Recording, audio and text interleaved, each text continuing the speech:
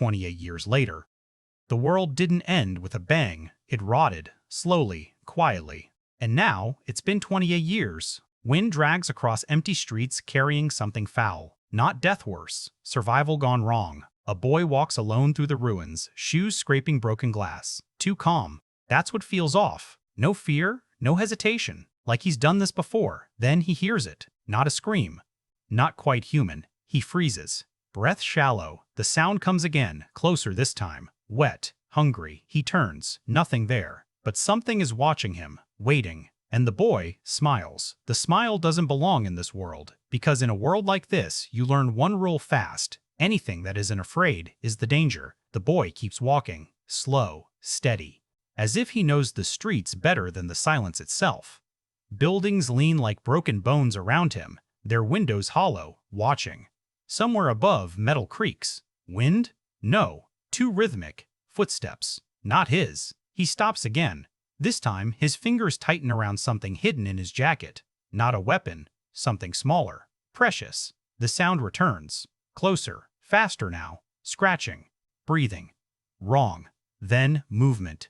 A figure drops from the rooftop behind him. Thin. Twisted. Eyes burning red. It doesn't attack. It just tilts its head, recognizing him. And suddenly, more shapes emerge from the shadows, surrounding him. Not hunting. Waiting. The air tightens. Even the wind seems to stop breathing. The creatures don't rush him. That's what makes it worse. They circle slowly, feet dragging, heads twitching like broken machines trying to remember what they used to be. One steps closer. Its skin hangs loose, stretched thin over bone. Its mouth opens, but no scream comes. Just a low, vibrating hum. The boy doesn't move, doesn't run. His grip tightens inside his jacket. Not yet. One of them reaches out, fingers trembling, almost gentle, until suddenly, a whistle cuts through the silence. Sharp, commanding. Every creature freezes. Then, in perfect sync, they turn away from the boy and sprint into the darkness. Gone. Just like that. The boy exhales, slow, controlled. Not relief. Recognition. He looks toward where the whistle came from. A figure stands there, cloaked, still, watching him. And then, it speaks his name. The name hits him harder than any scream ever could. He doesn't flinch, but something shifts behind his eyes. Recognition. Memory. Something buried deep. The cloaked figure steps forward, boots crunching softly over glass. Face still hidden. Voice calm. Too calm for this world. You shouldn't be here. The boy tilts his head slightly, almost curious, almost amused. Neither should you. Silence. Then the figure pulls back the hood. A woman. Older, scar slicing down her cheek. Eyes sharp, tired, but locked onto him like she's been searching for years. I thought you were dead. The boy's expression doesn't change. I was. Wind howls between them. Cold, empty. Her hand moves slowly toward her weapon, but stops halfway. Because the boy doesn't blink. Not once. And then, quietly, I remember you. Her breath catches. Behind her, something moves in the trees. Not infected. Worse, the shift is instant. The woman feels it before she sees it. The forest behind her goes silent. No wind, no insects, nothing. That kind of silence only means one thing out here. Something is choosing not to be heard. She slowly turns. Between the trees, shadows move, but not like the infected. These are controlled, precise, watching, human. But something's off. One steps forward into the light. A man. Clean. Too clean. No blood, no dirt, no panic in his eyes. He studies them like they're specimens, not survivors. Found him, didn't you? He says softly. The woman's jaw tightens. Stay back. The man smiles faintly. You don't understand what he is. Behind her, the boy steps closer. Not hiding, not afraid. Listening. The man's gaze locks onto him, something like awe flickering across his face. 28 years, and it learned. The woman's pulse spikes. Learned what? The man doesn't look at her. It's not infected. A pause. It's evolving. The boy smiles again. Wider this time. Wider this time. And in the distance, something answers him. The sound doesn't echo. It spreads. Low. Deep. Like the earth itself is answering him. The woman turns, heart slamming against her ribs. What did you do? But the boy isn't looking at her anymore. His eyes are fixed somewhere far beyond the trees. Focused. Listening. Connected. And then, movement explodes from the darkness. Not one. Not 10. Dozens. Infected sprint through the forest, faster than anything she's ever seen. But they don't attack. They don't scream. They stop. All of them. Facing the boy. Waiting. The clean man steps back, just slightly. First crack of fear. You see it now? He whispers. It doesn't spread infection. The boy takes one step forward. Every creature mirrors him. It controls it. The woman's breath shakes. This isn't survival anymore. This is something else. Something worse. The boy turns his head toward her, slow, deliberate. For the first time, his smile fades. I didn't forget you, he says quietly. A beat. You left me. Her world fractures. And suddenly, the infected move. She doesn't run. She can't. Because every nightmare she survived for 28 years is now standing in front of her, waiting for a command from a boy she once abandoned. The infected surge forward, fast, controlled, silent, not chaos precision. She raises her weapon, hands shaking, but deep down she already knows it's useless. You can't fight something that thinks. Then he lifts his hand. Everything stops. Mid-step, mid-step, mid-breath. Frozen. Silence crashes back in. The boy walks toward her slowly, eyes no longer wild but clear, human.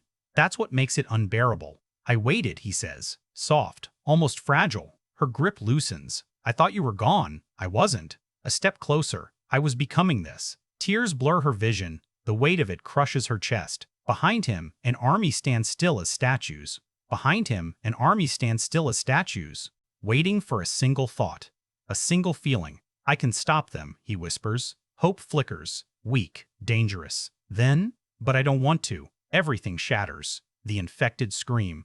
This time, they remember how. And as they charge, the woman realizes, this wasn't the end of the world. This was the beginning of something far worse. When 28 years later was first announced, it didn't feel like just another sequel.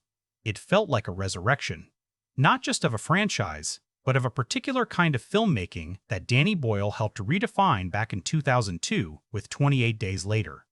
That original film didn't just revive the zombie genre, it reprogrammed it. Fast, feral, terrifyingly modern.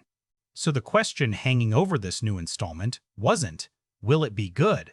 It was far more loaded. Can lightning strike twice, 2 decades later? Boyle returning to the director's chair is the first signal that this isn't a hollow continuation. His career has never followed a predictable path. Jumping from the kinetic chaos of Trainspotting to the spiritual intensity of Sunshine, then to the Oscar-winning precision of Slumdog Millionaire. That unpredictability is his signature. And here, he's stepping back into a world he helped create, but with the weight of time, both personal and cultural, pressing into every frame.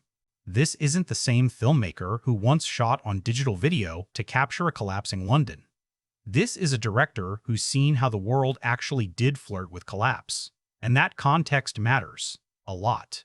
Because the original 28 Days Later was released in a pre-pandemic world where viral apocalypse was still a cinematic metaphor. Today, after global experiences with isolation, contagion, and societal fracture, the idea of rage, spreading uncontrollably, hits differently. Boyle isn't just revisiting a story, he's recontextualizing it. The horror now isn't speculative, it's uncomfortably familiar. Here's what makes Boyle fascinating as a storyteller. He doesn't chase spectacle for its own sake. Even in his most chaotic films, there's always a human core. Fragile, desperate, searching. And that's exactly what defined the original film. It wasn't about zombies. It was about people. How quickly civilization peels away, how morality bends under pressure, how survival reshapes identity. With 28 years later, that lens inevitably shifts. The title itself suggests something massive, not days, not weeks, but nearly 3 decades of aftermath. That's not immediate chaos, that's legacy. That's what happens after the world ends and something new, possibly worse, takes its place. And Boyle thrives in that kind of thematic territory. What's especially compelling is his collaborative instinct. He's not a rigid auteur in the traditional sense. He builds films through energy, through actors, through movement. His sets are known for being fluid, almost improvisational at times, which allows performances and moments to feel raw instead of manufactured. That approach was crucial in the original film's success. The emptiness of London, the jittery handheld shots, the unpredictability. It all felt real because it was allowed to breathe. Now imagine that same philosophy applied to a world that's had 28 years to evolve, not collapse. Evolve. That distinction matters. Because Boyle isn't interested in repeating the same beats. He's interested in escalation, not just in danger, but in meaning. What does humanity look like after nearly 3 decades of living with infection as a constant? What systems emerge? What kind of people survive long enough to shape the new world? And more importantly, what kind of monsters are no longer infected but human? That's always been Boyle's quiet obsession. The infected in 28 Days Later were terrifying, sure, but the real horror came from the soldiers, from power structures, from the realization that when rules disappear, cruelty doesn't. It adapts. If Boyle leans into that again, and all signs suggest he will, then 28 years later won't just be about survival. It'll be about what survival costs when stretched across generations. There's also the matter of scale. Boyle has always been a director who understands how to make something feel massive without losing intimacy. Think of the opening of 28 Days Later, one man walking through an empty London. No explosions, no chaos, just absence. And yet it felt enormous. That's the kind of restraint modern blockbusters often forget. In returning to this universe, Boyle has an opportunity to contrast that minimalism with the expanded timeline. A world rebuilt, or partially rebuilt, carries visual and thematic weight. Architecture changes, nature reclaims, human settlements mutate into something unfamiliar. And knowing Boyle, these elements won't just be background, they'll be storytelling tools. Because for him, environment isn't decoration, it's psychology. The streets, the silence, the decay, they reflect internal states. Fear, isolation, adaptation. And if this film truly spans the long-term aftermath, then the environment becomes even more crucial. It's not just what the world looks like, it's what it feels like to live in it. That emotional immersion is Boyle's greatest weapon. But here's the real challenge. And it's a big one. Can he balance nostalgia with reinvention? Audiences coming into 28 years later carry expectations. They remember the terror, the intensity, the cultural impact of the original. Lean too heavily on that, and the film risks becoming a tribute act. Ignore it completely, and it loses the connective tissue that makes it meaningful. Boyle has to walk a razor's edge, honor the past, challenge it, evolve it. And if there's any director equipped to do that, it's him. Because Boyle doesn't repeat himself. He reacts to culture, to time, to the world as it is now. And right now, the world is far more aligned with the themes of this franchise than it was in 2002. That makes 28 years later more than just a sequel. It makes it a reflection. A mirror held up to a society that has already tasted isolation, already seen systems strain, already questioned how thin the line is between order and chaos. And that's where this gets exciting. Because if Boyle taps into that collective memory, if he channels not just fear but recognition, then this film won't just scare audiences, it'll stay with them. The kind of film that lingers, that unsettles, that sparks conversation long after the credits roll. But vision alone isn't enough. A director can dream big, but those dreams need structure words on a page that can carry that ambition without collapsing under it. And that's where the real foundation of 28 Years Later begins to take shape, in the writing. The foundation of 28 Years Later doesn't begin with infected bodies sprinting through abandoned streets. It begins on the page. And if the original film felt like a raw nerve exposed, that's because its screenplay wasn't trying to comfort you. It was written to unsettle. That same DNA carries forward here, largely shaped once again by Garland, whose evolution as a writer adds an entirely new layer to this installment. Garland in 2002 was a sharp, emerging voice, known for The Beach, but still finding his cinematic identity. Garland today is something else entirely. After writing and directing films like Ex Machina and Annihilation, he's become obsessed with ambiguity, with psychological landscapes, with stories that don't just unfold. They linger like questions you can't quite answer. That shift matters. Because if 28 Days Later was about immediate survival, Garland's current sensibilities suggest that 28 Years Later is about something far more complex, what survival does to the human mind over time. And you feel that in the structure. This isn't a story that can rely on the traditional 3-act urgency of Outbreak.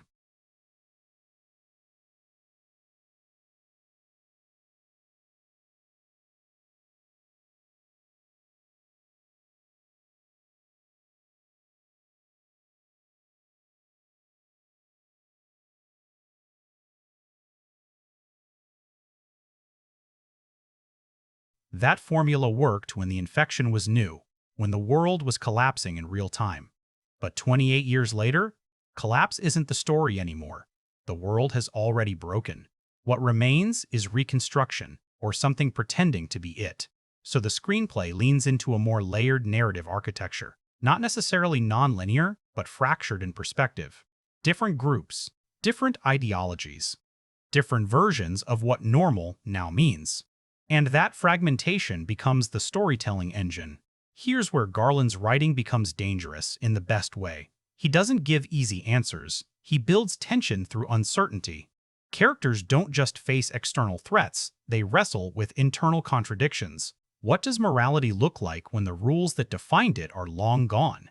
Is rebuilding society an act of hope or control? And when a generation has grown up knowing nothing but infection, do they even see it as horror anymore? That's the kind of thematic terrain Garland thrives in. Dialogue plays a crucial role here, and not in the way most blockbuster audiences expect. Don't expect long speeches explaining the world. Garland writes in fragments, conversations that feel incomplete, almost evasive. People don't say exactly what they mean, because in a world like this, clarity can be dangerous. Information is currency. Silence is protection. And that creates a very specific rhythm. Scenes breathe, pauses stretch, words carry weight because there are fewer of them. When characters do speak openly, it feels significant, like a crack in emotional armor. That restraint was present in the original film, but here it feels more deliberate, more refined. There's also a fascinating shift in how the infected themselves are written. In 28 Days Later, they were pure chaos, rage incarnate, stripped of identity. But over a 28-year timeline, the question naturally emerges. Does infection evolve? Not just biologically, but narratively. Do the infected remain a constant force of nature, or do they become something else? Something more symbolic? Garland doesn't necessarily answer that outright. Instead, he uses the infected almost like environmental pressure. They're still there, still dangerous. But the real tension comes from how humans have adapted around them. Entire systems, communities, belief structures, all shaped by the presence of this ever-looming threat. That's where the screenplay becomes less about horror mechanics and more about societal design. Think about it. Any long-term crisis creates hierarchy, power shifts, new rules emerge. Garland explores that with precision. Some communities might embrace isolation, building controlled, almost utopian spaces. Others might lean into militarization, turning survival into doctrine. And somewhere in between, you have individuals caught in the crossfire of ideologies that feel just as dangerous as the infection itself. And here's the key. None of these perspectives are framed as entirely right or wrong. That moral gray space is where the screenplay lives. It's also where it becomes most compelling. Because instead of guiding the audience toward a clear emotional response, Garland invites discomfort. You might understand a character's choices even when you don't agree with them. You might question your own instincts about what survival should look like. That tension, that lack of easy resolution, is what gives the story its staying power. There's also an underlying generational angle woven into the script. 28 years means an entire generation has grown up post-outbreak. These aren't people remembering the old world. They've never known it. And that changes everything. Their fears are different. Their values are different. Their definition of normal is shaped entirely by a broken system. Garland uses that contrast brilliantly. Older characters carry memory, regret, a sense of loss. Younger characters carry adaptation, curiosity, sometimes even indifference. And when those perspectives collide, the screenplay finds its most human moments, not in action, but in conversation. In conflict that isn't about survival, but about identity. Who are we now? That question sits beneath everything. And structurally, the script builds toward it rather than away from it. Instead of escalating purely through danger, it escalates through revelation, peeling back layers of this world, exposing truths that complicate what we thought we understood. It's a quieter kind of tension, but in many ways, it's more unsettling. Because it doesn't just ask what's happening, it asks what it means. And that's the evolution here. From immediate horror to existential dread, from running away to confronting what remains, from chaos to consequence. But even the most layered screenplay is only as powerful as the people chosen to bring it to life. Words on a page can suggest complexity, but casting determines whether that complexity feels real, lived in, undeniable. And in a film like this, where every character represents a different response to a broken world, those casting decisions become everything. Casting a film like 28 Years Later isn't just about finding good actors. It's about finding the right faces of a world that shouldn't exist, but somehow does. And that's where this project immediately separates itself from standard franchise thinking. Because instead of chasing star power for its own sake, the casting here feels deliberate, almost philosophical. Every choice reflects a different response to survival, to trauma, to time. At the center of that conversation is the return of Cillian Murphy, a move that carries enormous weight both narratively and emotionally. Murphy's Jim in 28 Days Later wasn't a traditional hero. He was confused, vulnerable, reactive, a man waking up into a nightmare with no roadmap. Bringing him back nearly 3 decades later raises immediate questions. Who does that man become after living through the end of the world for so long? And more importantly, what's left of him? Murphy, as an actor, has evolved just as dramatically as the character likely has. From his early collaborations with Danny Boyle to his commanding presence in projects like Oppenheimer, he's developed a stillness that's almost magnetic. He doesn't need to overplay emotion, he lets it simmer beneath the surface. That kind of performance style is perfect for a character shaped by decades of survival. You don't expect explosive reactions anymore. You expect restraint, calculation, maybe even emotional numbness. And that shift alone tells you something about the film's direction. But what makes the casting truly interesting is how it surrounds Murphy. Not with obvious blockbuster names, but with a mix of emerging talent and carefully chosen performers who bring specific textures to the world. This isn't about assembling a lineup of recognizable faces. It's about building a believable ecosystem of people who've adapted in radically different ways. Because think about what this story demands. You need characters who represent memory, the old world, the loss, the trauma that still lingers. But you also need characters who represent adaptation, those who've grown up inside this reality and don't see it as broken, just normal. Casting has to visually and emotionally communicate that divide before a single line of dialogue is spoken. That's where the chemistry tests become crucial. In a film driven less by plot mechanics and more by ideological conflict, relationships carry the weight. Not just romantic chemistry, but generational tension, mistrust, reluctant alliances. You need actors who can hold silence together without it feeling empty, who can make a glance feel like a conversation. And Boyle has always been excellent at spotting that. He doesn't just cast actors, he casts energy. There's a rawness to his ensembles, a sense that these people exist beyond the frame. That approach worked wonders in the original film, where even minor characters felt grounded, specific, real. Here, that authenticity becomes even more important because the world itself is more complex. Another fascinating aspect is the potential for against-type casting. In stories about survival, audiences come in with assumptions. Who will lead? Who will break? Who will become dangerous? Smart casting flips those expectations. You take an actor known for warmth and place them in a morally ambiguous role. You take someone associated with authority and strip that away, forcing vulnerability. That unpredictability keeps the audience engaged, not just with the story, but with the characters themselves. Because in a world like this, identity isn't fixed, it's shaped by circumstance. There's also the matter of physicality. Unlike traditional zombie films where a threat often moves slowly, the infected in this universe are fast, relentless, almost animalistic. That changes how actors perform.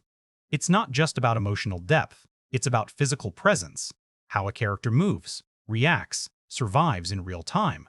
Casting has to account for that. Actors need to embody exhaustion, alertness, tension, all at once. And then there's the infected themselves. Casting for those roles might not grab headlines, but it's just as important. The original film redefined what infected bodies looked like, rage expressed through movement, through unpredictability. If 28 years later evolved that concept, then the performers behind those roles have to adapt too. Their bodies become storytelling tools. Their movement becomes language. It's performance at its most primal. One of the more intriguing possibilities here is how the film handles legacy casting beyond Murphy. Does it bring back familiar faces? Does it reference past characters through absence rather than presence? Sometimes, what a film chooses not to show becomes just as powerful as what it does. Because absence creates myth, and in a story spanning nearly 3 decades, myth plays a role. Survivors become legends. Events become distorted through memory. Casting decisions can tap into that, introducing characters who've heard stories about the past without fully understanding them. That creates a layered dynamic between those who lived it and those who inherited it. And that's where the film's emotional core starts to take shape. Not in spectacle, not in action, but in people. People shaped by time, by fear, by survival. People who carry different versions of the same history. People who don't just exist in the world, but define what that world has become. Because at the end of the day, casting isn't about filling roles. It's about choosing the faces that audiences will trust to carry the weight of everything the story is trying to say. And when those faces are right, when the performances land, the film stops feeling like fiction. It starts feeling like memory. But casting only sets the stage. Performances are where everything either comes alive or falls apart, because even the most perfectly chosen actor has to translate all that thematic weight into something immediate, something human, something you can feel in a single look. And in a story this heavy, those lead performances aren't just important, they're everything. The first time you really feel 28 years later working on a deeper level isn't through plot or spectacle, it's through performance. Through faces that don't just react to the world, but carry its weight. And at the center of that gravity is Cillian Murphy, returning not as the same man we once followed, but as someone reshaped, maybe even hollowed out by time. Murphy doesn't play Jim like a survivor in the traditional sense. There's no heroic edge, no sense of control. Instead, he leans into something quieter, tired, watchful. The kind of presence that suggests a man who's seen every version of horror and stopped being surprised by any of them. His performance isn't about what he does, it's about what he withholds, and that restraint becomes the character. There's a particular kind of acting Murphy has mastered over the years, internalized tension. You see it in the way his eyes track movement before his body reacts, in how he listens more than he speaks, in how silence becomes his default language. It's not emptiness, it's calculation. Survival turned into instinct. And here's where it gets fascinating.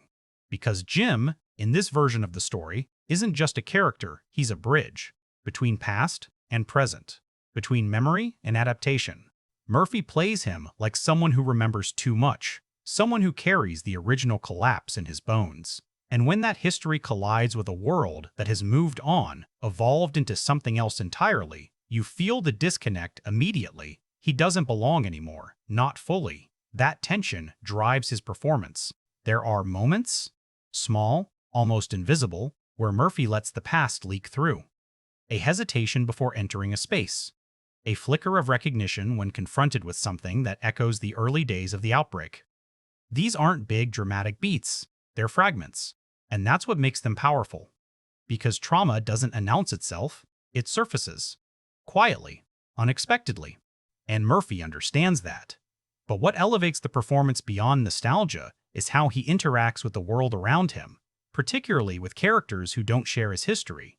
This is where generational contrast becomes performance fuel. Younger characters move differently. They're faster, less burdened by memory, more adapted to the rules of this new world. Murphy plays against that. He slows scenes down, grounds them, creates friction simply by existing in a different emotional rhythm. It's almost like watching two species interact, one shaped by loss, the other by necessity. And that dynamic creates some of the film's most compelling moments. Because it's not about who's right, it's about who understands the world better. There's also a physical transformation here, not in the obvious, dramatic sense, but in posture, in energy. Murphy carries himself like someone conserving strength. Every movement feels intentional, nothing wasted.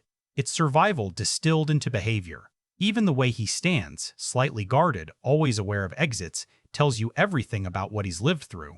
That's performance at its most detailed. No exposition needed. And then there are the emotional peaks.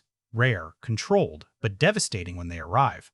Murphy doesn't build toward explosive breakdowns. He lets emotion accumulate, compress, until it leaks out in the smallest ways. A crack in the voice, a shift in breathing, a look that lingers just a second too long.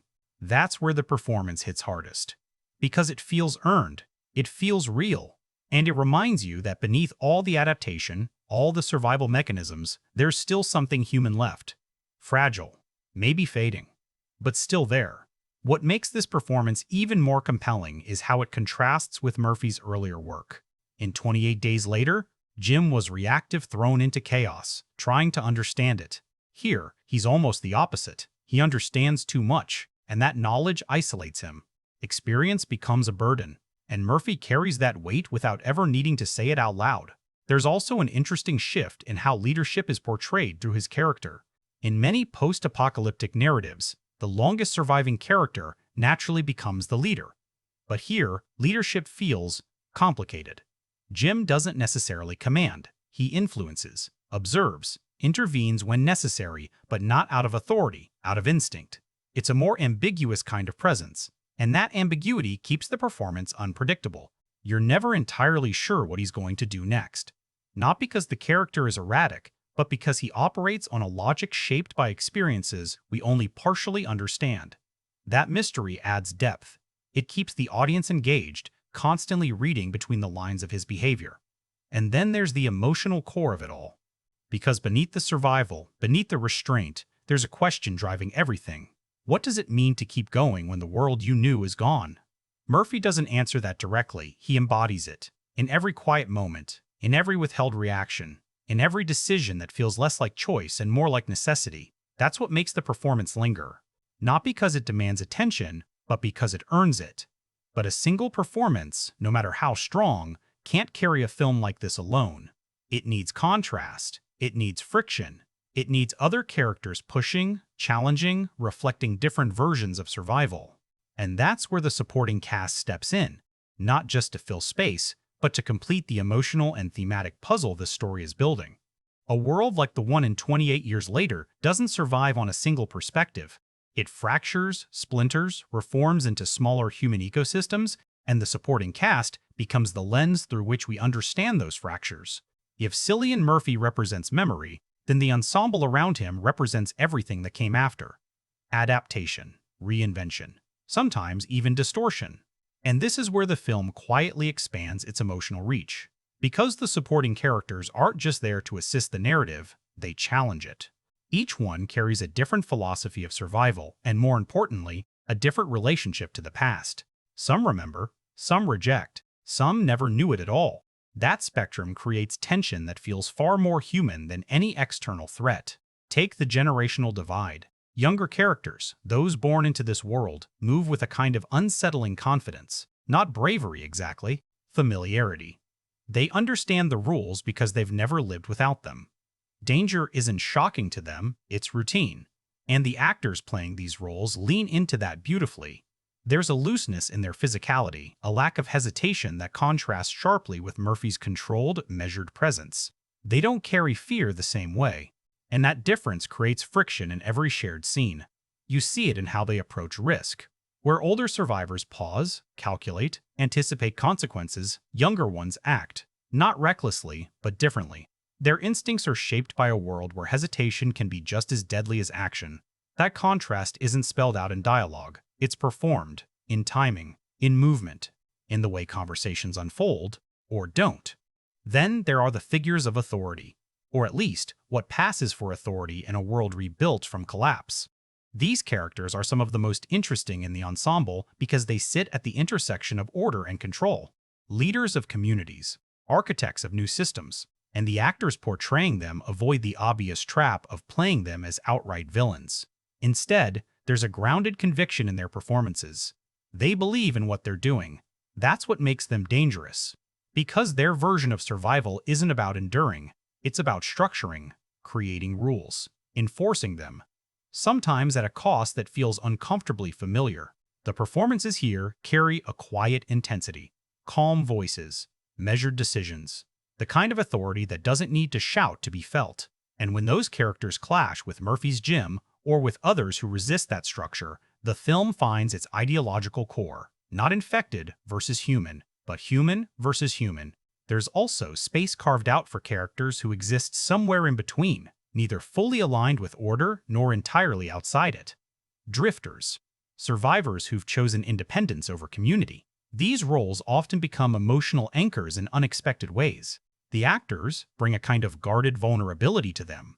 People who've seen enough to distrust systems, but not enough to stop searching for connection.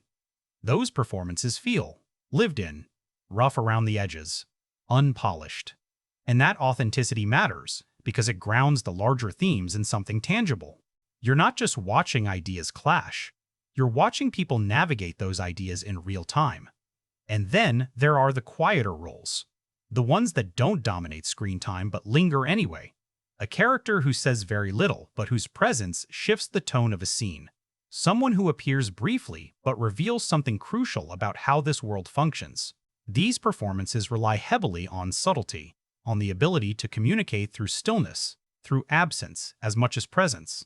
Boyle has always had a sharp eye for this kind of casting. He understands that a film's emotional texture isn't built solely by its leads. It's built in the margins, in the background, in the way every character, no matter how small, feels like they exist beyond the frame. That's what gives the ensemble its cohesion. Because despite their differences, generational, ideological, emotional, they all feel like they belong to the same world. A world shaped by the same event, even if they've processed it differently. And that shared history, even when unspoken, binds the performances together. There's also an interesting dynamic in how relationships are portrayed across the ensemble. Trust isn't given freely. It's negotiated, tested, sometimes broken and rebuilt. The actors lean into that uncertainty. Conversations feel tentative, alliances feel temporary. Even moments of connection carry an undercurrent of doubt. Because in a world like this, certainty is a luxury. And the ensemble understands that.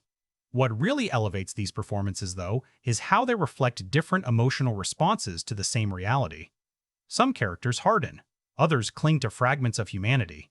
Some adapt so fully that they become almost unrecognizable compared to who they might have been before. And watching those variations play out creates a kind of emotional map of the world. You begin to understand not just what happened, but what it did to people. That's the real achievement of the supporting cast. They don't just fill out the story, they define its scope.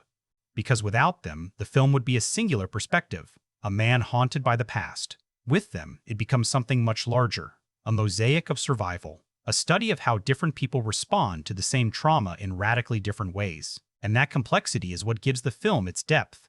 Because the world of 28 years later isn't uniform, it's layered, contradictory, constantly shifting. And the ensemble captures that instability perfectly through performances that feel grounded, specific, and deeply human. But all of that emotion, all of that tension, all of that thematic weight, it needs a world to exist in, a physical space that reflects everything these characters are carrying internally. Because in a story like this, environment isn't just backdrop, it's storytelling. And what this film builds visually is just as important as what its characters say. The world of 28 years later doesn't just look different, it feels different. And that distinction comes down to production design. Not the flashy kind that screams for attention, but the kind that quietly reshapes how you experience every frame. Because after 28 years, this isn't a world frozen in collapse. It's a world that has adapted to collapse. And that changes everything. What makes the visual design so compelling is its sense of evolution. In 28 Days Later, emptiness was the defining image. Abandoned streets, silent cities, the eerie stillness of sudden absence. Here, absence has been replaced by transformation. Nature doesn't just creep back, it takes over. Buildings decay not into ruins, but into ecosystems. Vines choke concrete. Structures sag under time and neglect. It's less about destruction and more about reclamation. The world hasn't ended, it's moved on. And that idea runs through every design choice. There's a deliberate contrast between spaces that feel organic and those that feel controlled. On one end, you have environments where nature dominates, unpredictable, overgrown, almost indifferent to human presence. These spaces feel alive in a way that's both beautiful and unsettling. The design leans into asymmetry, into textures that feel untouched, unregulated. Then you step into human settlements, and suddenly, everything tightens, order appears, but it's fragile, constructed. You see attempts at rebuilding walls reinforced with mismatched materials, interiors stripped down to essentials, spaces designed for function over comfort. There's a utilitarian harshness to it all. Nothing is decorative unless it serves a purpose, and even then, it feels temporary, like it could all fall apart again at any moment.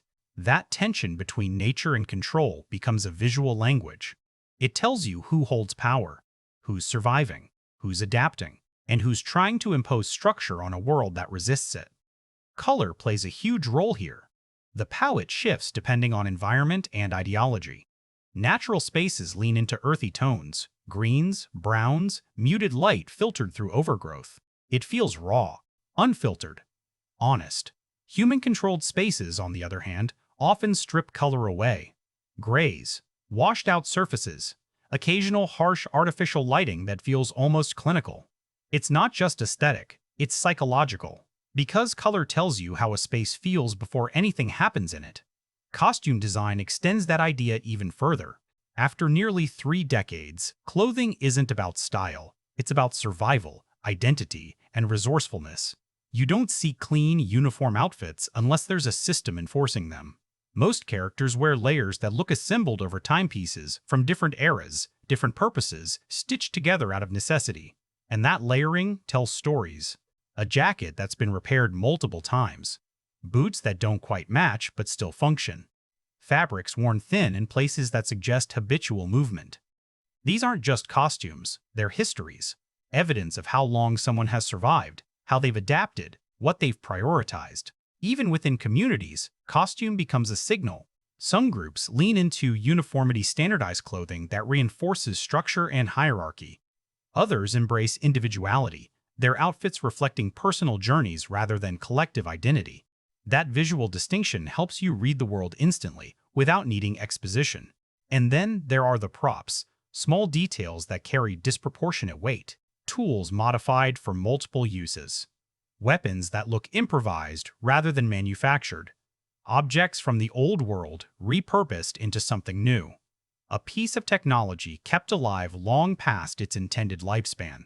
These elements ground the film in a tactile reality.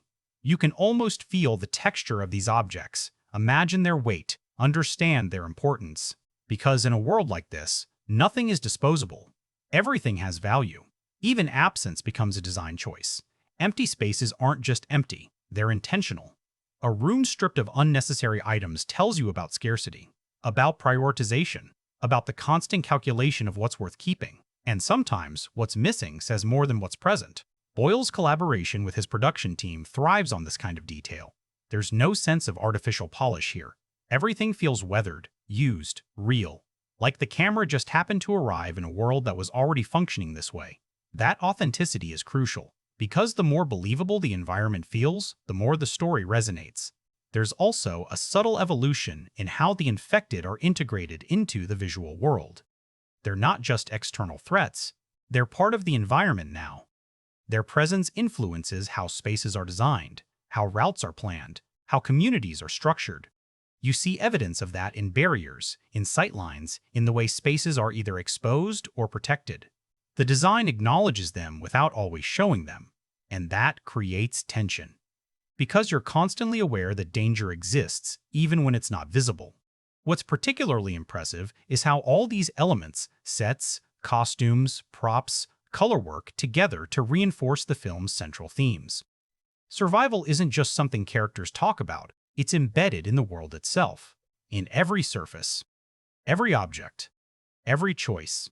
You don't need dialogue to understand what this world has been through. You can see it, you can feel it. And that's where production design reaches its highest level. Not when it impresses you, but when it disappears into the experience. When it becomes so natural, so integrated, that you stop noticing it as design and start accepting it as reality. That's what 28 years later achieves. A world that doesn't just look lived in.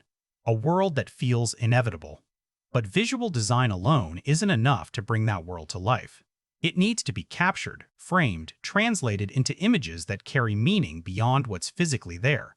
Because how you see a world shapes how you understand it. And that's where cinematography steps in.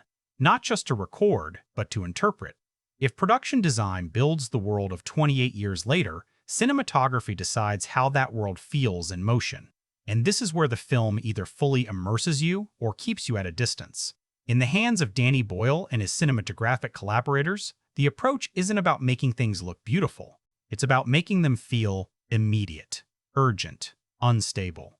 That philosophy goes all the way back to 28 Days Later, where Boyle made the now iconic decision to shoot on digital video, a radical move at the time. The image quality was rough, almost abrasive. Highlights blew out, shadows swallowed detail. But that wasn't a limitation, it was the point. The world looked broken because the format itself felt broken.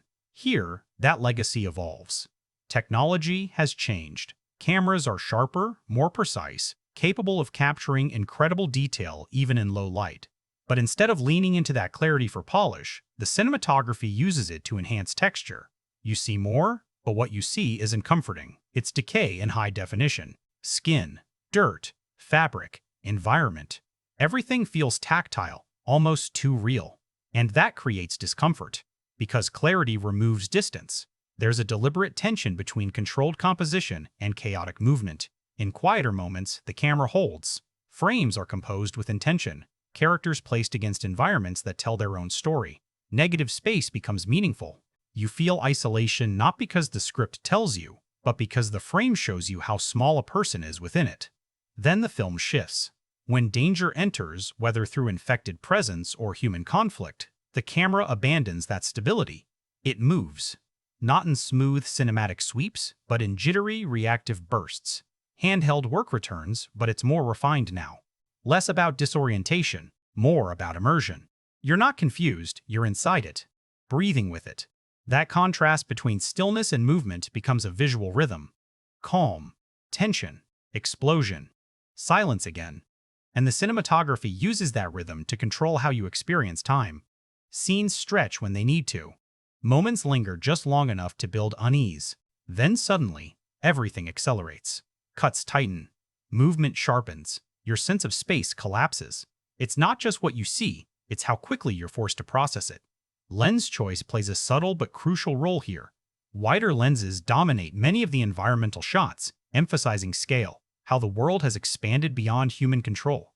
But those same lenses, when brought close to faces, distort slightly. Features stretch at the edges. Space feels warped. It's a quiet visual cue that something isn't quite right. That normal perspective has shifted. Then, in more intimate moments, the film pulls in tighter. Longer lenses compress space, bringing backgrounds closer, making environments feel suffocating rather than expansive.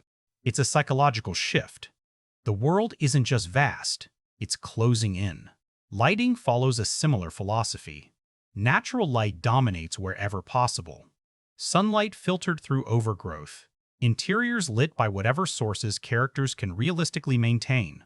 Lamps, fire, scattered electricity. There's very little artificial enhancement. Shadows remain shadows. Darkness isn't cleaned up for visibility. And that matters, because it preserves uncertainty. You don't always see everything clearly, and that lack of clarity creates tension. Your eyes search the frame. You lean in, trying to catch movement, trying to anticipate danger. The cinematography doesn't guide you safely. It challenges you to engage. Night sequences, in particular, embrace this approach. Instead of flooding scenes with blue-tinted movie night lighting, the film allows darkness to feel oppressive. Limited visibility becomes part of the storytelling. When light does appear, it's harsh. Directional flashlights cutting through space, revealing fragments rather than wholes. You never get the full picture, and that's exactly how the characters experience it.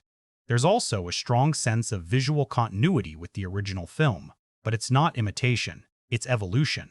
The rawness is still there, but it's been refined, sharpened, given new tools to express the same underlying tension.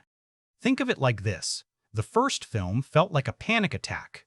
This one feels like a sustained, controlled anxiety, and the camera reflects that shift. Another standout element is how the cinematography interacts with the environment. It doesn't just capture locations, it uses them. Frames are layered. Foreground elements obscure parts of the image. Branches, debris, structures. Everything becomes part of the composition, creating depth but also obstruction. You're always looking through something. That visual obstruction reinforces the film's themes. Nothing is clear, nothing is fully visible. Understanding requires effort, and sometimes, even then, it remains incomplete. There are moments where the camera lingers just a second longer than expected, not long enough to feel indulgent, but long enough to create discomfort. You start to anticipate movement, expect something to happen. Sometimes it does, sometimes it doesn't. That unpredictability becomes a tool, because the film isn't just showing you danger, it's training you to expect it. And once that expectation is established, it can be manipulated, withheld, delayed, subverted. That's where cinematography becomes storytelling, not passive, active, guiding emotion without announcing itself. By the time the film reaches its more intense sequences, you're already conditioned. Your body reacts before your mind catches up. The visual language has done its work. You're not just watching, you're experiencing. And that's the ultimate goal: to collapse the distance between audience and film, to make the world feel immediate, tangible, unavoidable. Because once you feel like you're inside it, the stakes change. Everything matters more. Every movement, every shadow, every moment of stillness. But what the eyes absorb, the ears complete. Because tension doesn't just live in what you see, it lives in what you hear, and sometimes, more powerfully, in what you don't. Sound in 28 years later doesn't just support the image, it controls how you feel about it. And if the cinematography pulls you into the world visually, the audio design traps you there psychologically. This is where the film stops being something you watch and starts becoming something you experience on a much more instinctive level. The legacy here is impossible to ignore. The original film's score by John Murphy, especially in The House, in a Heartbeat, didn't just accompany scenes, it defined them. That slow build, that creeping dread, that eventual eruption. It rewired how tension could be constructed in horror.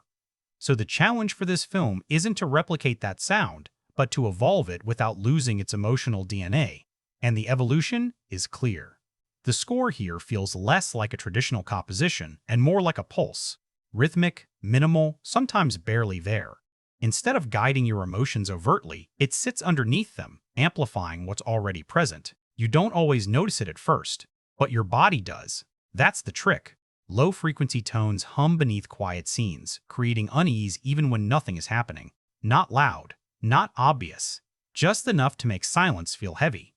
And when music does rise to the surface, it doesn't explode immediately. It builds, slowly, methodically, like pressure increasing in a sealed space. You feel it before you fully register it. And then, release. But what's even more interesting is how often the film chooses not to use music at all. Silence becomes one of its most powerful tools. Not empty silence, but textured silence. Wind moving through broken structures. Distant, indistinct sounds that may or may not signal danger. The faint creak of something shifting in the environment. These layers create a soundscape that feels alive, even when nothing is visible. And that keeps you on edge, because your brain starts filling in the gaps.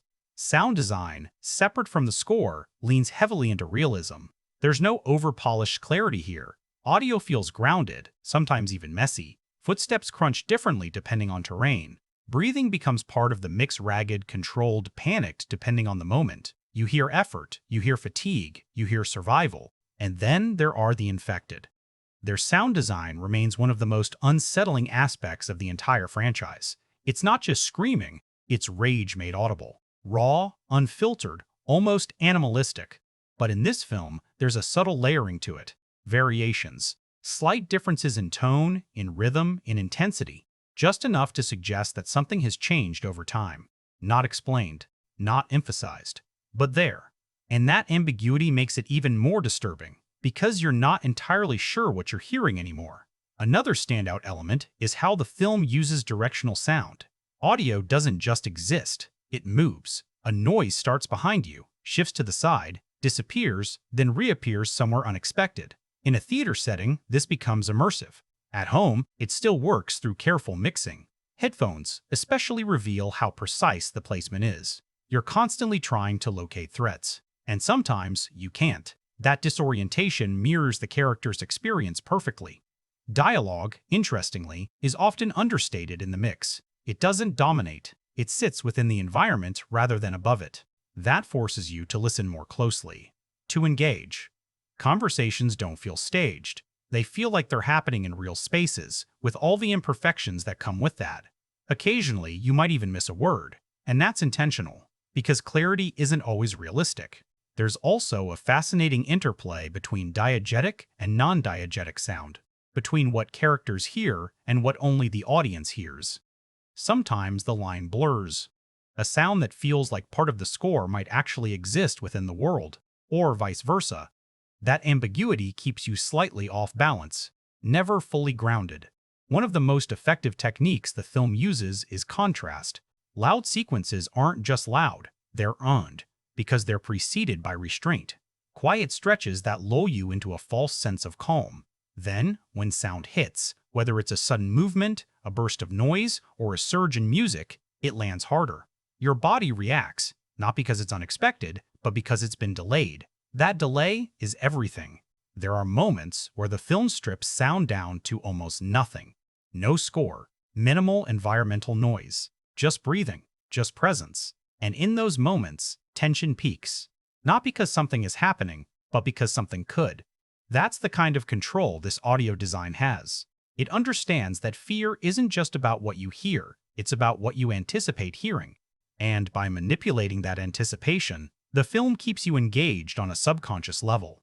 What's particularly impressive is how all these elements, score, sound design, silence, work together without competing. They're layered carefully, balanced, each one stepping forward or pulling back depending on what the scene demands. Nothing feels overused. Nothing feels decorative. Everything serves a purpose. And that purpose is immersion. To make you feel like you're inside this world, not observing it from a safe distance. Because once sound pulls you in that deeply, it becomes harder to detach, harder to remind yourself that this is just a film. The tension lingers. The atmosphere sticks, even after the scene ends, even after the credits roll. But behind all of this, behind the performances, the visuals, the sound, there's a reality that shaped it all. A production journey filled with decisions, challenges, unexpected turns. Because films like this aren't easy to make. And sometimes, what happens behind the scenes is just as intense as what ends up on screen. The making of 28 Years Later feels almost as thematically aligned with its story as the film itself. Because this isn't just a production, it's a return. And returning to something that once redefined a genre comes with its own kind of pressure. Expectations. Legacy. The weight of what came before. For Danny Boyle, stepping back into this world wasn't about recreating past success. It was about confronting it. Nearly 2 decades had passed since 28 Days Later, and both the industry and the real world had changed dramatically. Filmmaking tools evolved, audience expectations shifted, and perhaps most importantly, global experiences began to mirror the very fears that once made the original film feel speculative. That context shaped the production from the ground up. One of the most interesting aspects of the film's journey is how it balances scale with intimacy.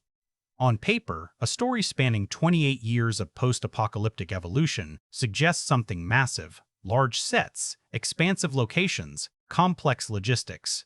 And yes, the production does expand in scope. But Boyle doesn't abandon his roots. He still leans into location-based shooting, into real environments that carry texture you can't replicate on a soundstage. That decision brings both authenticity and challenge. Shooting in overgrown, partially reclaimed environments isn't just visually striking, it's unpredictable. Weather becomes a factor. Terrain limits movement. Natural light shifts constantly. These aren't controlled studio conditions. They're living spaces that resist control. And instead of fighting that, the production adapts to it. That adaptability becomes part of the filmmaking language. Schedules had to remain flexible. Scenes sometimes reshaped to fit conditions rather than forcing conditions to fit the script. It's a risky approach. Less precision, more variables. But it creates moments that feel organic. Unplanned details that end up enhancing realism. Then there's the physical demand on the cast. This isn't a film where actors can rely purely on performance and isolation. The environment demands engagement. Movement through uneven terrain. Long takes that require sustained physical tension. Scenes where exhaustion isn't acted, it's experienced. And that blurs the line between performance and reality in a way that adds depth to what ends up on screen. Cillian Murphy, returning to this world after so many years, reportedly approached the role with that same physical commitment. not in a showy, transformative way, but in subtle endurance, carrying the weight of the character not just emotionally, but physically. That continuity between actor and environment becomes visible in the final performance. There are also logistical challenges that come with depicting a long-term post-apocalyptic world. Continuity isn't just about matching costumes or props. It's about maintaining a consistent sense of decay, of evolution. Every location has to feel like it exists within the same timeline. That requires meticulous coordination between departments. Production design, costume, cinematography, all aligning to ensure the world feels cohesive even when shot across different locations and times. And then there's the question of scale. How do you show a world that's been living with infection for nearly 3 decades without losing focus on individual stories? The production answers that by prioritizing perspective. Instead of constantly pulling back to show the big picture, it stays grounded. You experience the world through characters rather than above them. That choice reduces the need for excessive visual effects while maintaining emotional clarity. Speaking of effects, this is another area where the production makes deliberate choices. Rather than relying heavily on CGI to build the world, there's a strong emphasis on practical elements, real locations, physical sets, tangible environments. When visual effects are used, they're often integrated subtly, enhancing rather than dominating. That restraint matters. Because in a story rooted in realism, overuse of digital effects can break immersion. The production seems aware of that, choosing instead to let the physical world carry most of the weight. Of course, no production of this scale comes without its share of complications. Weather delays, scheduling conflicts, the inherent unpredictability of working in real environments. These are the kinds of challenges that don't always make headlines but shape the final film in significant ways. And sometimes, those challenges lead to unexpected solutions, creative adjustments that end up improving the material. Happy accidents. Moments that weren't planned but feel essential in hindsight. Boyle's directing style plays a key role in how these challenges are handled. He's known for maintaining a certain looseness on set, encouraging collaboration, allowing space for actors and crew to contribute ideas. That approach can be risky, especially on a large production, but it also fosters creativity. It turns obstacles into opportunities. And that energy, slightly chaotic, highly responsive, feeds directly into the film's tone. A world that feels unstable is, in part, created by a process that embraces a degree of instability.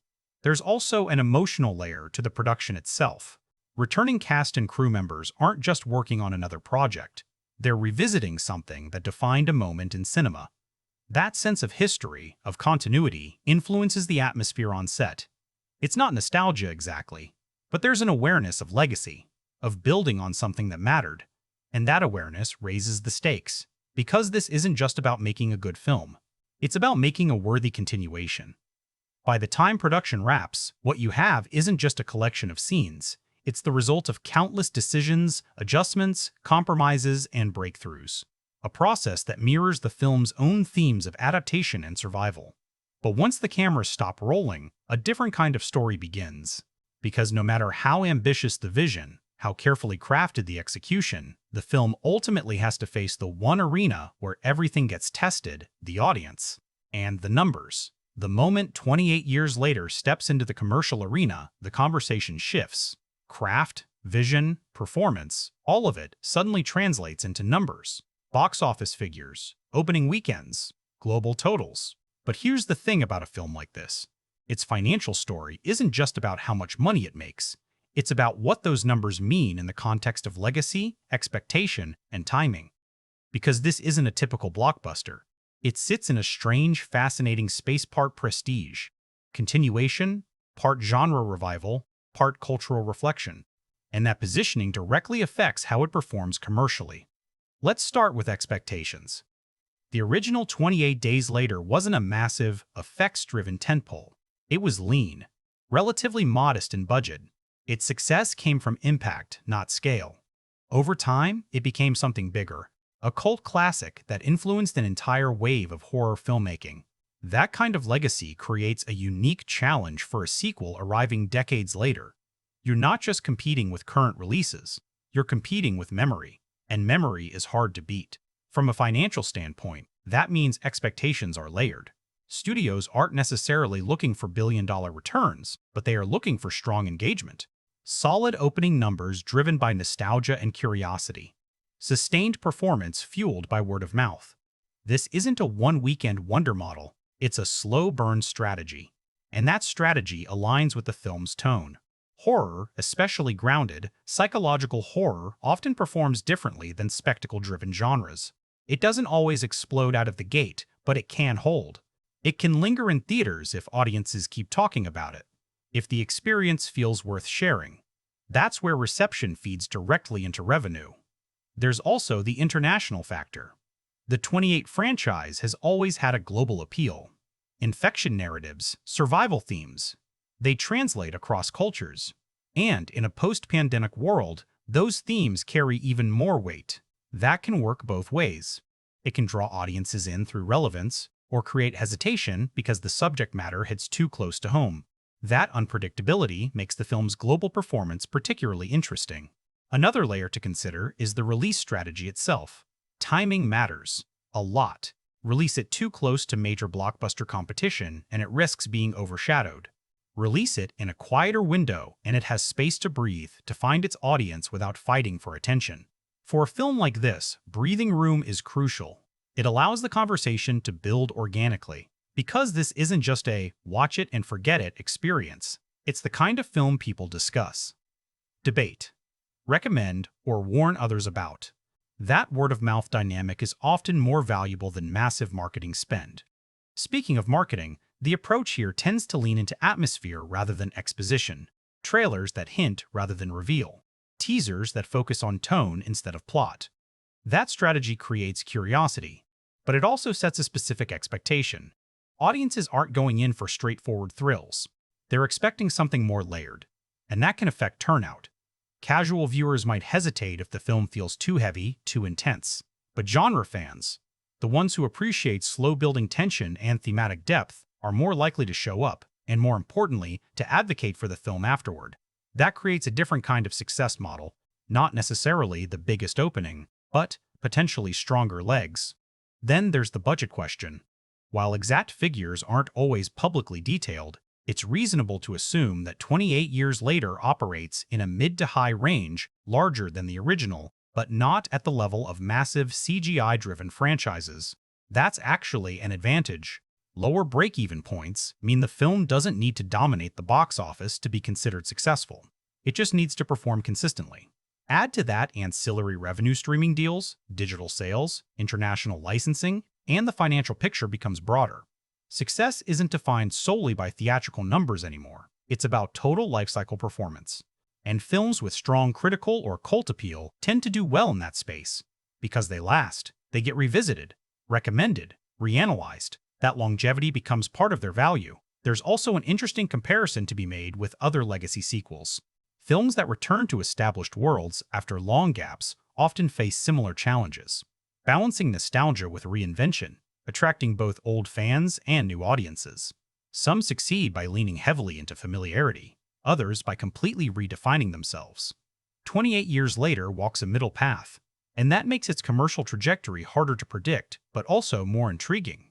Because if it lands, if it connects emotionally and intellectually, it has the potential to outperform expectations not through sheer scale, but through sustained interest. But if it misses, if audiences feel disconnected or overwhelmed, it could struggle to find footing beyond its initial curiosity-driven turnout. That's the risk, and the opportunity. Because films like this don't just rely on marketing, they rely on resonance. By the time the box office run stabilizes, the numbers will tell one version of the story. Opening weekend, total gross, international breakdowns, they provide measurable data. Clear indicators of performance. But they don't tell the whole story, because a film's true impact isn't always immediate. Sometimes it builds. Sometimes it grows through conversation, through critical reassessment, through audience interpretation. And that brings us to the next layer of its journey, not how much it made, but how it was received. Because numbers fade, reputation doesn't. The conversation around 28 years later doesn't settle into easy consensus, and that's exactly what makes its reception so compelling. This isn't the kind of film that invites passive approval. It demands engagement. reaction, sometimes even resistance. And critics, as expected, didn't all walk away feeling the same thing. Some embraced it immediately. What they responded to most was its refusal to play safe. The decision by Danny Boyle and Alex Garland to evolve the franchise rather than replicate it struck a chord with critics who value ambition over familiarity. For them, this wasn't just a sequel. It was a continuation with purpose, a film that understands its own legacy but isn't trapped by it.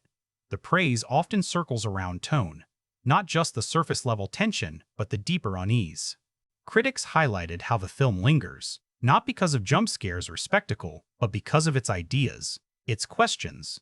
That shift from immediate horror to something more existential resonated strongly with those looking for substance within the genre. And then there's Cillian Murphy. His performance became a focal point of critical discussion, and for good reason. Many reviews zeroed in on the restraint, on the way he carries decades of implied history without over-explaining it. Some even framed it as a natural evolution, not just of the character, but of Murphy himself as an actor. The kind of performance that doesn't demand attention, but quietly anchors everything around it. But reception wasn't universally glowing, and that tension between admiration and hesitation is where things get interesting. Some critics found the film too restrained, too slow in places. There's a deliberate pacing here, a willingness to sit in silence, to let moments stretch without immediate payoff. For audiences conditioned to faster, more aggressive storytelling, that can feel like friction rather than immersion. The second act, in particular, tends to divide opinion. For some, it's where the film deepens, expanding its thematic scope, exploring the societal implications of long-term survival. For others, it's where momentum dips, where the narrative seems to wander instead of drive forward. That split speaks to the film's priorities. It's less interested in constant escalation and more focused on reflection. And reflection isn't always comfortable. There's also debate around how the film handles its legacy. Some critics appreciate the subtle callbacks, the way it acknowledges the past without leaning on it too heavily. Others wanted more direct connections, more tangible links to the original story. That difference in expectation shapes how the film is perceived. If you come in looking for continuation, you might find it sparse. If you come in looking for evolution, you might find it rich. Audience response mirrors that divide. Genre fans, especially those who appreciate slow-burn horror and thematic depth, tend to respond more positively. They engage with the film's ideas, its atmosphere, its willingness to challenge rather than comfort. For them, the experience extends beyond the runtime. It becomes something to think about, to unpack. More casual viewers? The reaction is less consistent. Some connect deeply, others feel distanced. The film doesn't always provide the immediate emotional clarity or catharsis that broader audiences often expect, and that can create a gap between critical appreciation and general audience satisfaction. But that gap isn't necessarily a flaw. Sometimes it's a sign that a film is doing something different.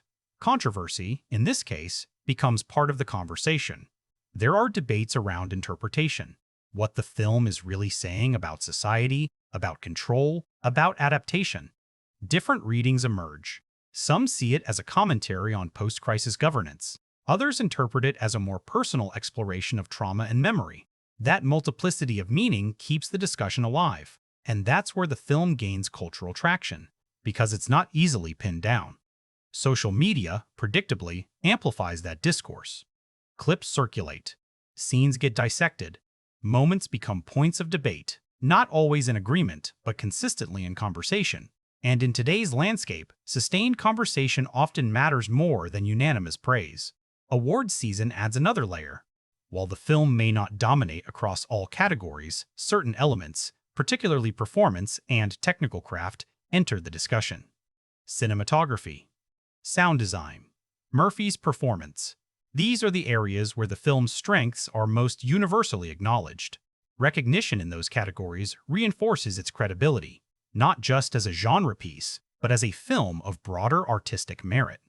Over time, reception begins to evolve. Films like this rarely settle into a fixed reputation immediately. Initial reactions give way to reassessment. Viewers revisit it. Critics reconsider earlier takes. What felt slow on first viewing might feel deliberate on second. What seemed ambiguous might reveal new layers with distance. That's the kind of trajectory 28 years later seems poised for. Not instant consensus, but gradual appreciation. Because its impact isn't built on immediate satisfaction, it's built on persistence, on the way it stays with you, on the questions it leaves unanswered. And those questions about survival, about identity, about what remains after everything else falls apart, are what ultimately define its place in the cultural conversation. But beyond reception, beyond debate, beyond numbers and reviews, there's a final layer to consider. What does it all mean? Because when the noise fades, when opinions settle and analysis deepens, what remains is the film's core, its themes, its legacy, its final imprint. And that's where everything comes together. At its core, 28 years later isn't really about infection. Not anymore. That was the entry point, the hook that pulled audiences into this world decades ago. But what lingers now, what defines the film long after the credits roll, is something far more unsettling. What happens to humanity when crisis stops being temporary and becomes permanent? That's the film's real subject, and it doesn't offer comfort. Because survival, in this story, isn't framed as victory. It's framed as transformation, sometimes necessary, sometimes disturbing, always complicated. The world didn't end. It reshaped itself, and the people within it had to do the same. The question the film keeps circling back to isn't, can we survive? It's, what do we become if we do? That shift from external threat to internal consequence is what elevates the film beyond genre. Take the idea of memory. Cillian Murphy's character embodies it, not just as recollection, but as burden. Memory becomes a kind of anchor, something that keeps you grounded in what the world used to be, but also prevents full adaptation to what it is now. And the film doesn't treat that as purely noble. There's a cost to remembering. It isolates. It creates friction with those who've moved on or were never there to begin with. That generational divide becomes one of the film's most powerful thematic threads.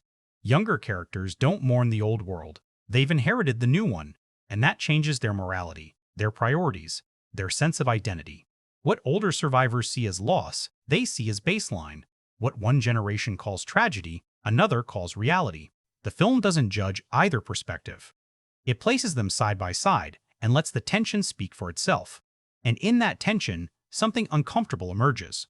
Maybe there is no going back. That idea extends into the film's exploration of control. Rebuilding society sounds hopeful, until you look closer. Structure requires rules. Rules require enforcement. And enforcement, in a broken world, can quickly become something else. Something harsher. The film quietly questions whether the systems created to protect people might also limit them. Safety versus freedom. Order versus humanity. There's no clean answer, just trade-offs. And that ambiguity is intentional. Because the film resists the urge to resolve its own questions, it presents them, explores them, then leaves them hanging. Not out of laziness, but out of respect for complexity. Real-world crises don't wrap up neatly. They leave scars. They create systems that persist long after the initial danger fades. That's what 28 years later understands so well. It's not about the outbreak. It's about the aftermath. There's also a deeper philosophical thread running beneath everything. The idea of identity in a world without stability. When the structures that define you disappear, society, routine, expectation, what remains? Are you still the same person, or do you become something shaped entirely by circumstance? The film leans into that uncertainty. Characters aren't fixed. They shift, adapt, contradict themselves. And that fluidity feels honest, because in extreme conditions, consistency becomes a luxury. Survival demands flexibility, even if it means compromising parts of yourself. That's where the film's emotional weight really hits, not in loss, but in change. The kind of change that isn't always visible, but is deeply felt. And then there's the concept of legacy, not just in terms of the franchise, but within the story itself. What do survivors pass down? Knowledge, fear, systems, myths? Over 28 years, stories evolve. Events become distorted. Truth blurs with interpretation. The film subtly plays with that idea, how history is remembered, how it's retold, how it shapes those who come after. Because legacy isn't just about what happened. It's about what people believe happened. And that belief influences everything, from behavior to ideology to identity. In terms of its place within the genre, 28 years later does something rare. It doesn't try to outdo other films in scale or spectacle. It doesn't chase bigger explosions or more elaborate set pieces. Instead, it narrows its focus, deepens its themes, asks harder questions. That restraint becomes its strength. Because while other films aim to entertain in the moment, this one aims to linger, to stay with you, to make you think about its world long after you've left it. That kind of impact doesn't always translate immediately, but it endures. Looking at its legacy both within the franchise and beyond, it feels less like a conclusion and more like a continuation of a conversation. One that started decades ago and has only become more relevant with time. Whether future installments follow or not, this film stands as a statement that horror isn't just about what scares us, it's about what reveals us. As for a final verdict, this is a film that demands patience and rewards it. It's not designed for passive viewing. It asks you to engage, to question, to sit with discomfort. And while it may not satisfy every expectation, especially those looking for straightforward thrills, it offers something more lasting, a layered, thoughtful, and at times unsettling exploration of survival and its consequences. Not flawless, but purposeful. And in a landscape crowded with noise, that kind of purpose stands out. Because long after the infection fades from memory, what remains is the question the film leaves you with, not how the world ended, but what we did with what was left.